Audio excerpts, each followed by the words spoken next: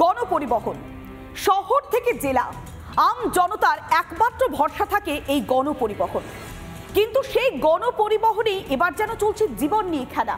কেননা পুরুলিয়ায় যে সরকারি বাস, সেই সরকারি বাসের দুর্ঘটনা চোখে আঙুল দিয়ে দেখিয়ে দিয়েছে সরকারি বাসগুলোর বেহাল দশা। রাস্তায় বহাল তবিয়তে চলছে রেজিস্ট্রেশন এবং ফিটনেসে ব্যর্থ সমস্ত সরকারি বাস, আর তার জেরেই মর্মান্তিক পরিণতি তৈরি হচ্ছে। আর এখানেই প্রশ্ন, আর কত মানুষের জীবন নিলে তবে টনক নড়বে রাজ্য প্রশাসনের, রাজ্য পরিবহনের? কখনো বেপরোয়া গতি তো কখনো ফিটনেস ফেল হওয়া বাসে মর্মান্তিক দুর্ঘটনা। সম্প্রতি পুরুলিয়ার আনাড়ার দুর্ঘটনায় কেড়ে নিয়েছে দুজনের প্রাণ। দক্ষিণবঙ্গ পরিবহন সংস্থার বাস নিয়ন্ত্রণ হারিয়েই মর্মান্তিক পরিণতি। এবার সামনে এলো চাঞ্চল্যকর তথ্য। অভিযোগ, রেজিস্ট্রেশন ও ফিটনেস ফেল হওয়া সরকারি বাসেই চলছে নাগরিক পরিষেবা। রাজ্য জুড়ে চরম অচলাবস্থা।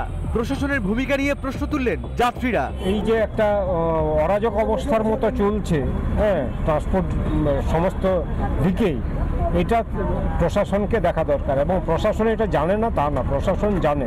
ফলে সরকারি পরিবহন ব্যবস্থাটা প্র্যাকটিক্যালি ভেঙে পড়েছে।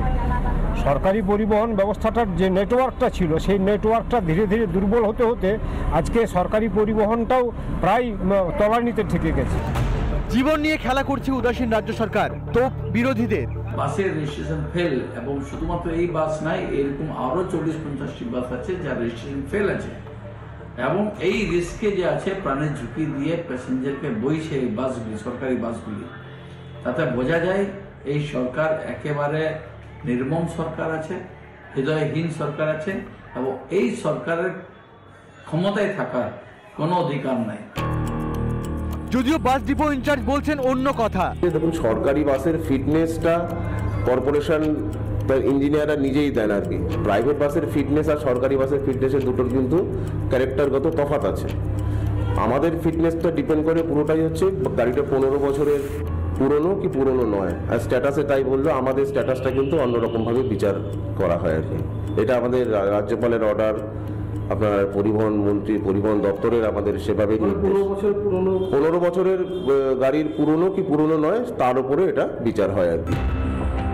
মেয়াদ উত্তীর্ণ, জরাজীর্ণ এই বাসগুলিতে আর কতদিন চলবে ঝুঁকির যাত্রা? সরকারি বাস যেগুলি চলছে রাস্তাতে, সেই বাসগুলির যে কাগজপত্র তা কি সঠিক করা হবে? তাদেরকে ফিটনেস ঠিক করা হবে, রেজিস্ট্রেশন আবার করা হবে, নাকি এভাবেই দৌড়াতে থাকবে যাত্রীদের সুরক্ষা নিশ্চিত না করে বাসগুলি? সেই প্রশ্ন একাধিক রয়েছে পুরুলিয়া থেকে। অরবিন্দ মাহাতোর রিপোর্ট, রিপাবলিক বাংলা। নানা ধরনের কন্টেন্ট দেখার জন্য লাইক করুন, শেয়ার করুন আমাদের ফেসবুক পেজ, সাবস্ক্রাইব করুন আমাদের ইউটিউব চ্যানেল। পাশাপাশি অন্যান্য ব্রেকিং নিউজের জন্য অবশ্যই চোখ রাখুন রিপাবলিক বাংলায়।